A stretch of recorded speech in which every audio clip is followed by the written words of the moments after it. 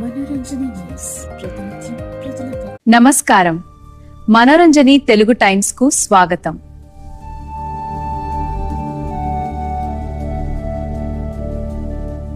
భక్తి ఉంటే సాధ్యం కానిది ఏదీ లేదని మరోసారి నిరూపించింది ఒక మహిళ.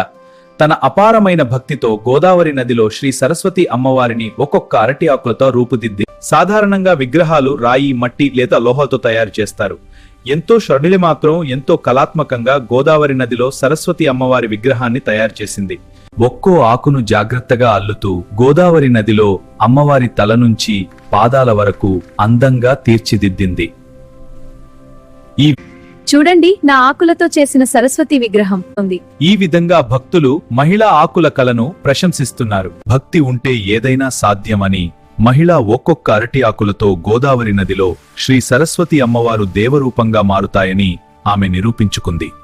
గోదావరి నదిలో అరటి ఆకులతో తయారు చేసిన శ్రీ సరస్వతి అమ్మవారు ఈ అద్భుత విగ్రహం దృశ్యాన్ని ఈ ఎబుసైన సృష్టి ఇప్పుడు అందరి దృష్టిని ఆకర్షిస్తోంది. ఇలాంటి మరిన్ని ఆసక్తికర వార్తలు, భక్తి కథనాల కోసం మా మనోరంజని తెలుగు టైమ్స్ ఛానల్ ను సబ్స్క్రైబ్ చేయండి.